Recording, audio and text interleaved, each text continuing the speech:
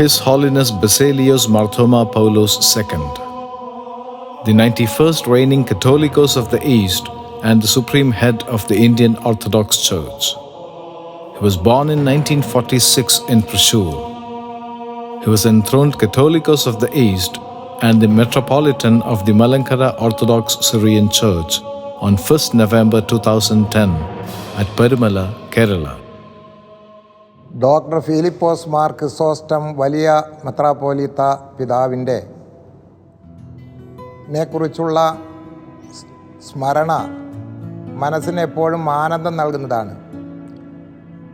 ആ വന്യ പിതാവ് എല്ലാ ക്രിസ്തീയ സഭകളുടെയും തലവൻ എന്ന നിലയിൽ എല്ലാവരും അദ്ദേഹത്തെ ആദരിക്കുന്നു. സുറിയാനി പാരമ്പര്യത്തിൽ അദ്ദേഹത്തിൻ്റെ പേരിൽ അറിയപ്പെടുന്ന പിതാവിനെ സ്വർണ്ണനാവുകാരൻ എന്ന് വിളിക്കപ്പെടുന്നുണ്ട്. ആ പിതാവിൻ്റെ അതേ സ്വർണ്ണനാവ് സിദ്ധിച്ചിട്ടുള്ളൊരു പിതാവാണ് ഇപ്പോൾ നാം പരാമർശിക്കപ്പെടുന്ന പിതാവും. അദ്ദേഹത്തിൻ്റെ വ്യക്തിത്വം, അദ്ദേഹത്തിൻ്റെ തെളിമയാർന്ന സ്വഭാവം, അദ്ദേഹത്തിൻ്റെ അർത്ഥപൂർണമായ സംസാരശൈലി, ചിന്തിപ്പിക്കുന്ന സന്ദേശങ്ങൾ, നർമ്മത്തിൽ പൊതിഞ്ഞ വിവരണങ്ങൾ, ഇതൊക്കെ എല്ലാവരെയും ആകർഷിക്കുകയും എല്ലാവരുടെയും നേതാവും പ്രിയങ്കരനുമായിരിക്കുന്ന ആ പരിശുദ്ധ പിതാവ്, ആ പിതാവിനെക്കുറിച്ചാണ് നാം അനുസ്മരിക്കുന്നത്. അദ്ദേഹം എൻ്റെ പിതാവിൻ്റെ പ്രായമുണ്ട് എന്ന് കരുതപ്പെടാവുന്ന ഒരു സഭയുടെ ആത്മീയ നേതാവായിട്ട് കാണുമ്പോഴും ഒരു പിതാവിനെ പോലെ, എൻ്റെ സ്വന്തം പിതാവിനെ പോലെ തന്നെ അദ്ദേഹത്തെ ഞാൻ കരുതുകയും കാണുകയും ചെയ്യുന്നു. അതുപോലെ തന്നെ എന്നോടും അത്രമാത്രം വാത്സല്യം അദ്ദേഹം പുലർത്താറുണ്ട്.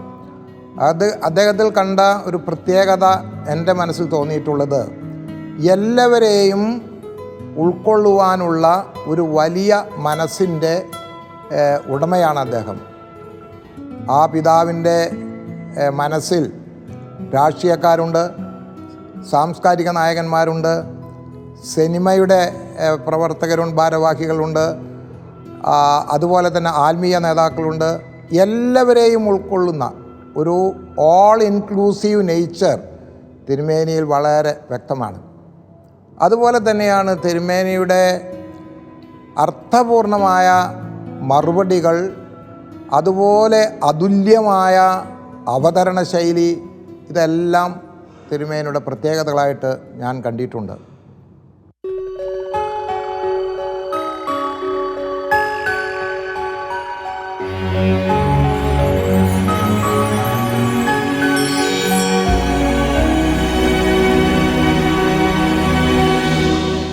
തിരുമേനിയെ മലങ്കര ഓർത്തഡോക്സ് സുറിയാനി സഭയുടെ ഈ കേന്ദ്ര സ്ഥാനത്തേക്ക് അഭിവാദ്യം ചെയ്യുന്നു. തിരുമേനിയുടെ സാന്നിധ്യത്തിൽ ഞങ്ങൾ അനുഗ്രഹീതരും സന്തുഷ്ടരുമാണ്. ആദ്യമായിട്ടാണ് നമ്മൾ രണ്ടുപേരും ഇങ്ങനെ സംസാരിക്കാനുള്ള ഒരു അവസരം ഉണ്ടാകുന്നത്. പല സന്ദർഭങ്ങളിലും കണ്ടിട്ടുണ്ടെങ്കിലും ഇത് ഒരു പ്രത്യേക മുഹൂർത്തവും ഒരു പ്രത്യേക ക്രമീകൃത സംസാര ശൈലിയുമാണെന്ന് ഞാൻ വിചാരിക്കുന്നു.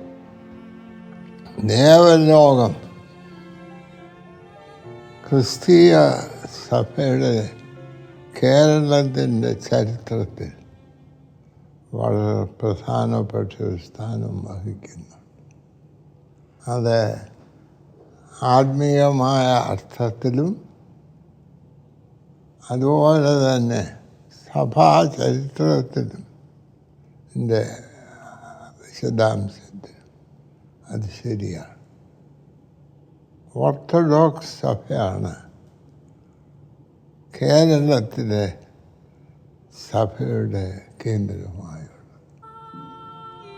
കേരളത്തിൻ്റെ വിശ്വാസം നിലനിർത്തിപ്പോരുകയും അതിനെ സമൂഹത്തിൻ്റെ വിശ്വാസത്തിൻ്റെ ഭാഗമായി രൂപപ്പെടുത്തുകയും ചെയ്യുന്നതാണ് ദേവലോകം. മുൻകാലങ്ങളിൽ ചില ഭിന്നതകളും അതൊക്കെ ഉണ്ടായിരുന്നു. എന്നാൽ എൻ്റെ അഭിപ്രായം ഇപ്പോൾ വ്യത്യാസങ്ങളുണ്ട്. വ്യത്യാസങ്ങൾ നല്ലതാണ്. വ്യത്യാസമില്ലാത്ത ഒരു ലോകം നല്ലതാണ്. ഞാനൊരിടത്ത് ചോദിച്ചു, ദൈവം നിങ്ങളുടെ എല്ലാവരുടെയും ഭാര്യമാരെ കണ്ടാൽ ഒരുപോലിരിക്കും. അങ്ങനെ ആക്കിയായിട്ട് ഈ ലോകം ജീവിക്കാൻ കൊള്ളൂല. നിങ്ങൾ ആരെ വിളിച്ചുകൊണ്ട് വീട്ടിൽ പോകും. അതുകൊണ്ട് വ്യത്യാസം നമ്മുടെ ജീവിതത്തിൻ്റെ വിജയത്തിന് ആവശ്യമാണ്. എന്നാൽ ഭിന്നത പാടില്ല. നമുക്ക് ചില കാര്യങ്ങൾ ചില രീതിയിൽ ചെയ്യണം. അത് മറ്റൊരുത്തനെ തൃപ്തിയല്ലെന്നും പറഞ്ഞ് സായിപ്പിന് കഞ്ഞി ഇഷ്ടമില്ലെന്നും പറഞ്ഞ് ഞാൻ കഞ്ഞി വെച്ച് ഓട്സ് കുടിക്കേണ്ട കാര്യമില്ല. അത് നമുക്കിഷ്ടമായ രീതിയിൽ നമ്മൾ ജീവിക്കണം. മന്യന് അവനിഷ്ടമായ രീതിയിൽ നമുക്ക് ദോഷം വരാത്ത രീതിയിൽ അവൻ ജീവിക്കുന്നതിന് നമ്മൾ സഹായിക്കണം. എന്നാൽ അവൻ്റെ പ്രവർത്തനം എനിക്കും മറ്റുള്ളവർക്കും ദോഷം വരുത്തുന്നതാണെങ്കിൽ അതിനോട് നമ്മൾ ചെയ്യരുത്. അതാണ് എൻ്റെ അഭിപ്രായം. അതുകൊണ്ട് എല്ലാ സഭയും കൂടെ ഒന്നാകുന്നതിനോട് ഞാൻ അനുകൂലിയായിരുന്നു. വ്യത്യസ്തത അതെ. ഇപ്പോൾ തന്നെ നമ്മുടെ ഓർത്തഡോക്സ് ചർച്ചിലെ തിരുമേനിമാരുടെ ഒക്കെ മീശയുടെ ഓരോ പടമെടുത്ത് ഇട്ട് വ്യത്യസ്തമാണ്. അത് നല്ലതാണ്. ഒരു മീറ്റിംഗ് കൂടുമ്പോൾ എനിക്ക് തന്നെ മുൻപുണ്ടായിരുന്ന തിരുമേനിമാരുടെ ഒക്കെ മീശ വളരെ നീളമായിരുന്നു എല്ലാവരും. എന്നാൽ ഇപ്പോൾ അവരങ്ങനെ ആക്കുന്നതാണോ ദൈവം അങ്ങനെ ആക്കുക? വ്യത്യസ്തത ഉണ്ട്. അത് മ്യൂസിക് മാത്രമല്ല. ഞാനൊരിക്കൽ കൂറുലോസ് ബാബാജിനോട് പറഞ്ഞു, നമുക്കെല്ലാവർക്കും കൂടെ കർത്താവിൻ്റെ പ്രാർത്ഥന, കൗമ, പിന്നെ വിശ്വാസ പ്രമാണം ഒരേ വാചകങ്ങളിൽ പറയണം. അപ്പോൾ അദ്ദേഹം പറഞ്ഞ് ഞങ്ങളെല്ലാവരും കൂടെ ഒന്നുപോലെ, അതായത് തെക്കുള്ളവരും വടക്കുള്ളവരും എല്ലാം കൂടെ ഒരുപോലെ ഒന്ന് പറയട്ടെ, എന്നിട്ട് വേണ്ട ഇത്. അപ്പോൾ ഒരു വലിയ സംഗതി അദ്ദേഹം എന്നെ പഠിപ്പിച്ചു. വ്യത്യസ്ത രീതിയിൽ ഒരേ സത്യം പറയേണ്ടത് വളരെ നല്ലതാണ്. ഇപ്പോൾ തിരുമേനി കുർബാന ചൊല്ലുമ്പോഴത്തെ ഈണവും മറ്റൊരു തിരുമേനി ചൊല്ലുമ്പോഴത്തെ ഈണവും തമ്മിൽ വ്യത്യസ്തമായിരിക്കുന്നത് നല്ലതാണ്. നമ്മൾ പറയുമ്പോൾ ഈ പാട്ട് 4 രീതിയിൽ പാടാം. അപ്പോൾ അങ്ങനെ വ്യത്യസ്തത അതെന്തിനാണെന്ന് ചോദിച്ചാൽ ഐക്യതയ്ക്ക് വേണ്ടിയാണ്. എനിക്ക് അതിനോട് യോജിക്കാൻ തള്ളരുത്. എന്നാൽ നമ്മളുടെ നല്ല പാരമ്പര്യങ്ങളെ നശിപ്പിക്കുന്ന പുതിയ പാരമ്പര്യങ്ങൾ യോജിപ്പിന് വേണ്ടി സ്വീകരിക്കും. അതിനോട് ഞാൻ യോജിപ്പില്ല. നമ്മൾ വളരെ ബലം മതിക്കുന്ന പാരമ്പര്യങ്ങൾ അത് നിവർത്തി കൊണ്ടേ കളയരുത്. സഭ രാഷ്ട്രത്തിന് സഹായിക്കണം. അതായത് രാഷ്ട്രം സഭയെ ഭരിക്കാൻ പാടില്ല, എന്നാൽ സഭ രാഷ്ട്രത്തെ സഹായിക്കണം. അല്ലെങ്കിൽ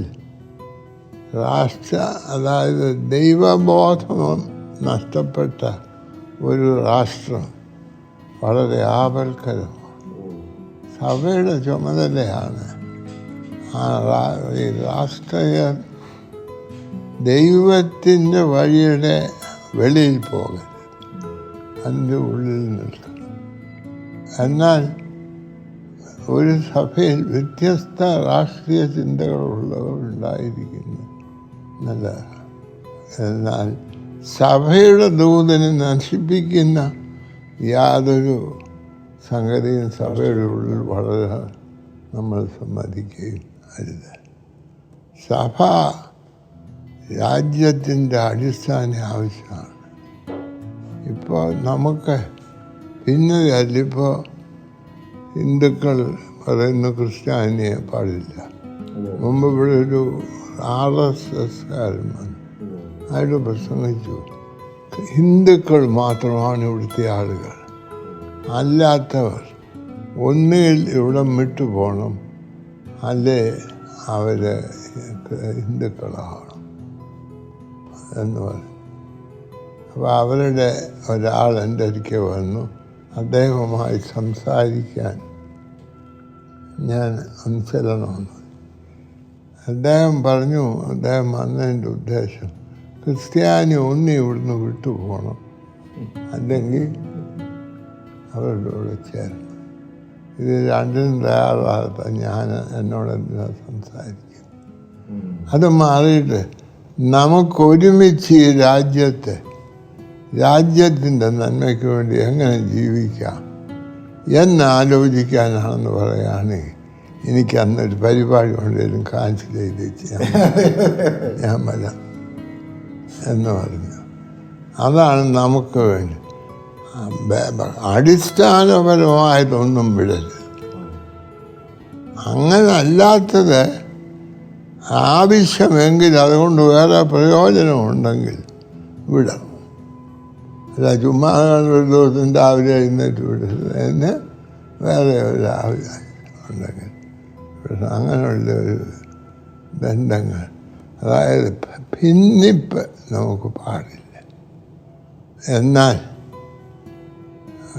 മറ്റുള്ളവരെ പറയുന്നത് പോലെയല്ല ഈ സഭ ഭരിക്കണം.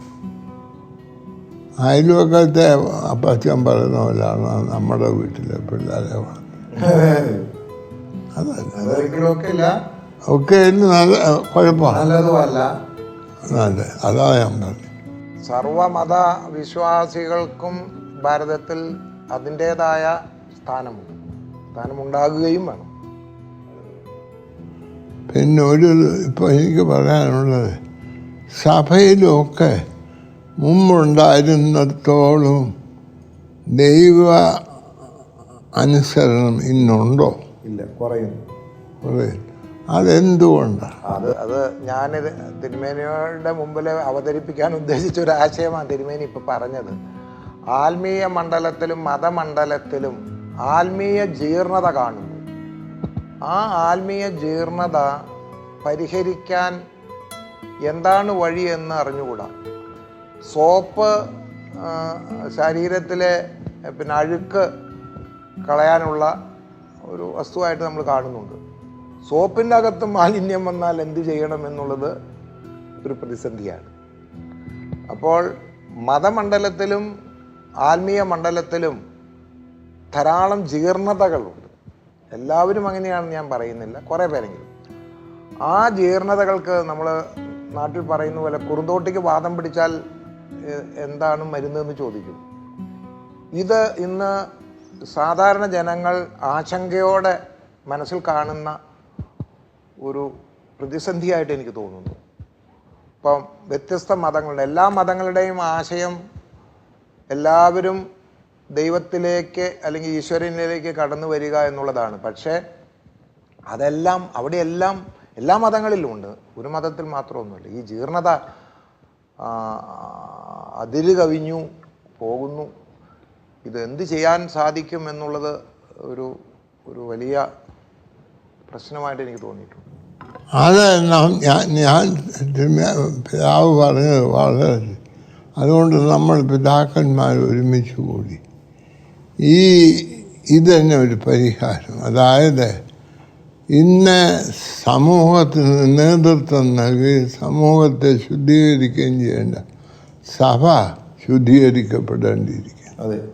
അത് നമ്മളെല്ലാവരും ബോധപൂർവം ഒരു ശ്രമമുണ്ടാക്കി സഭയെ ശുദ്ധീകരിച്ച് സഭയിൽ കൂടെ ലോകത്തെ ശുദ്ധീകരിക്കണം. നമ്മൾ രണ്ടുപേരുടെ കൂടി ആലോചിച്ചപ്പോൾ നമ്മുടെ ബാബാ തിരുമേനി എനിക്ക് പറഞ്ഞു തന്ന ഉപദേശമാണിത് എന്ന് പറയുന്നു. സാധാരണക്കാരൻ്റെ മനസ്സിലുള്ളൊരു അവർക്കും അറിയാം, ആശങ്കയാണിത്. കാരണം മതമണ്ഡലം ജീർണതയിലേക്ക് വരുമ്പോൾ മറ്റുള്ളവരെ വഴി നടത്തേണ്ടവരും മറ്റുള്ളവരെ ശുദ്ധീകരിക്കേണ്ടവരുമാണ്. അവരാണ് ജീർണതയിൽ പെടുന്നതെങ്കിൽ ഒരു വല്ലാത്ത പ്രതിസന്ധിയാണ്. ദേവലോക അരമനയുടെ ആപ്പീസ് ഒരു ശക്തനായ ഭാവായും ശക്തിയെല്ലാം നശിപ്പിച്ച ഒരു കൂടെ കൂടിയപ്പോൾ ശക്തനായ ബാബ അശക്തനായ ബിഷപ്പിനോട് പറഞ്ഞ ഗുണദോഷം ഈ കേരളത്തിലെ സഭയ്ക്ക് പൊതുജീവന് പറ്റിയതാണെന്നാണ് ഇത്രയും നാൾ ലോകത്തിൽ ജീവിച്ച എൻ്റെ അഭിപ്രായം. അങ്ങയുടെ നേതൃത്വം കേരളത്തിന് അനുഗ്രഹമായി തീരണമെന്ന് പ്രാർത്ഥിക്കുന്നു. തിരുമേനിയുടെ സാന്നിധ്യത്തിൽ മലങ്കര ഓർത്തഡോക്സ് സഭയും വ്യക്തിപരമായി ഞാനും ഏറെ അനുഗ്രഹിക്കപ്പെട്ടിരിക്കുകയാണ്. തിരുമേനിയിൽ നിന്ന് കേൾക്കാൻ കഴിയുന്നത് തന്നെ ഒരു ഭാഗ്യമാണ്. കാരണം തലമുറകൾ മൺമറഞ്ഞു പോകുമ്പോൾ അങ്ങനെയുള്ള ആളുകൾ അന്യം നിന്ന് പോകുന്നു എന്നുള്ളതാണ് വസ്തുത. തലമുറകൾ മരണം മുഖേന ഭൂമിയിൽ നിന്ന് അപ്രത്യക്ഷമാകുമ്പോൾ അങ്ങനെയുള്ള പിതാക്കന്മാരെ, അങ്ങനെയുള്ള നൈർമല്യഭാവമുള്ള വ്യക്തിത്വങ്ങൾ പിന്നീട് സമൂഹത്തിൽ ഉയർന്നു വരുന്നില്ല എങ്കിൽ അത് സമൂഹത്തിന് ഏറ്റവും വലിയ ഒരു നഷ്ടം തന്നെയാണ്. അപ്പോൾ അതുകൊണ്ട് തിരുമേനിയിൽ നിന്ന് ഇപ്പോൾ ഞങ്ങൾക്ക് കേൾക്കാൻ ആഗ്രഹിക്കുന്നത്, കേട്ടതും കേൾക്കുന്നതുമായ സംഗതികൾ അന്യം നിന്ന് പോകാതിരിക്കണം. അപ്പോൾ തിരുമേനിയിൽ നിന്ന് കേൾക്കാനുള്ളത്, അറിയാനുള്ളത് എവിടെയെങ്കിലും അതിനെ ഒരു ശാശ്വതീകരിക്കപ്പെട്ട നിലയിൽ അതിനെ സൂക്ഷിക്കണം എന്നുള്ളൊരു വിചാരം ഇത് സംഘടിപ്പിച്ച എല്ലാവർക്കും കാണുമെന്നാണ് എൻ്റെ വിചാരം. അത് തീർച്ചയായിട്ടും ആവശ്യമാണ്. അത് തിരുമേനിയിൽ നിന്ന് ഇപ്പോൾ ഇതിനു മുമ്പ് പലതും ലഭിച്ചിട്ടുണ്ട്. ഇപ്പോൾ ലഭിക്കുന്നതും ഒരു വലിയ ഒരു നമുക്ക് എന്നും അത് ഒരു വഴികാട്ടിയും നമുക്ക് ഒരു അനുഗ്രഹത്തിൻ്റെ പാത തെളിച്ചു തരും ചെയ്യും. അതിൽ ഞാൻ പ്രത്യേകമായിട്ട് തിരുമേനിയെ തിരുമേനിയുടെ മുമ്പിൽ എൻ്റെ എല്ലാവിധമായ ആശംസകളും ദൈവികമായ അനുഗ്രഹങ്ങളും കൃപയും തിരുമേനിക്ക് ധാരാളമായിട്ട് ലഭിക്കട്ടെ എന്ന് പ്രാർത്ഥിക്കുകയും ചെയ്യുന്നു. സന്തോഷം. ദൈവം തിരുമേനിയെ അനുഗ്രഹിക്കട്ടെ, എന്നെ ആശീർവദിക്കട്ടെ. ഇത്രയും പ്രായമുണ്ടെങ്കിലും ഒരു ചെറുപ്പക്കാരനെ പോലെ അറിയപ്പെടാനും ആണ് അദ്ദേഹം ആഗ്രഹിക്കുന്നത്. കർമ്മനിരതനായി ജീവിക്കുക എന്നുള്ളത് അദ്ദേഹത്തിൻ്റെ പ്രത്യേകതയായിട്ട് എനിക്ക് തോന്നുന്നു. ഈ പ്രായത്തിലും എല്ലാ തലങ്ങളിലും അദ്ദേഹം പ്രത്യക്ഷപ്പെടുന്നു.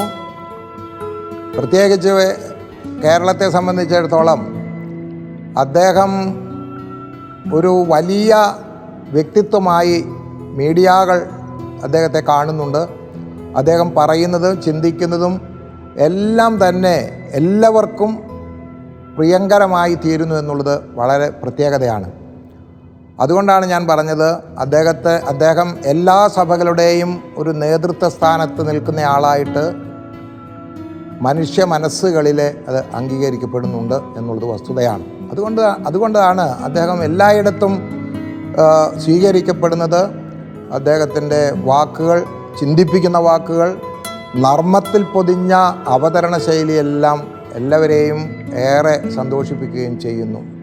ക്രിസോസ്റ്റം തിരുമേനി എന്ന് പറയുമ്പോൾ സദസ്സിന് അതുപോലെ സ്വീകാര്യമാണ്. അദ്ദേഹം എത്ര നർമ്മരസത്തിലായിരിക്കും കാര്യങ്ങൾ അവതരിപ്പിക്കുന്നത് എന്ന് കേരളം അതുപോലെ തന്നെ സമൂഹം ഒക്കെ ധാരാളം കണ്ടിട്ടുള്ളതാണ്. അദ്ദേഹം കേരളത്തിലോ ഇന്ത്യയിലോ മാത്രം ഒതുങ്ങി നിൽക്കുന്നൊരു വ്യക്തിത്വമായിട്ട് കാണാനായിട്ട് സാധിക്കുകയില്ല. എല്ലാ തലങ്ങളിലും അദ്ദേഹത്തിൻ്റേതായ സാന്നിധ്യത്തെ സമൂഹം, പ്രത്യേകിച്ച് മലയാളികൾ, അദ്ദേഹത്തെ ആ വിധത്തിൽ കാണുകയും സ്വീകരിക്കുകയും ചെയ്യുന്നു. ദീർഘായുസ് എന്ന് പറയുന്നത് ദൈവം അദ്ദേഹത്തിന് നൽകിയിട്ടുള്ള ഒരു നൽവരമാണ്. ആരോ പറഞ്ഞു കേട്ടു, അദ്ദേഹത്തിന് 100 വയസ്സ് തികയട്ടെ എന്ന് ആശംസിച്ചപ്പോൾ മറുപടിയായി തിരുമേനി പറഞ്ഞു, എടോ താൻ എൻ്റെ 2-3 വയസ്സെങ്കിലും അധികം കുറച്ച് കാണിച്ചത് ശരിയായില്ല. എൻ്റെ പിതാവ് അതിനേക്കാൾ കൂടുതൽ വർഷം ജീവിച്ചിട്ടുള്ള ആളാണ്.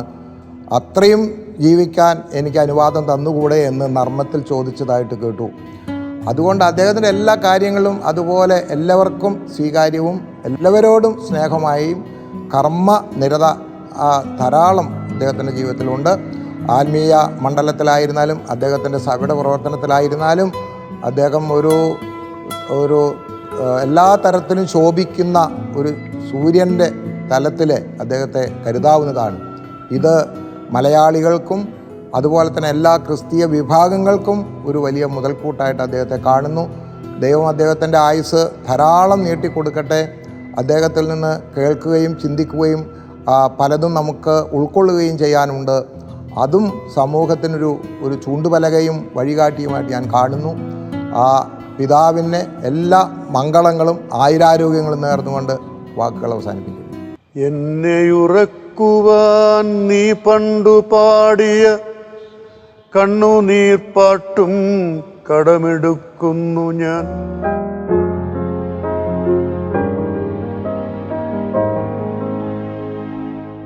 ഈ അമ്മയെ ഉപേക്ഷിക്കുന്ന മക്കളുടെ കഥ പറഞ്ഞ ഒരു സിനിമയും ഞാൻ പിടിച്ചു. അമ്മയ്ക്കൊരു ഇതേ പേരിൽ. പക്ഷേ ആ സിനിമ ഓടിയില്ല, ചെറുപ്പക്കാരും കണ്ടില്ല സിനിമ.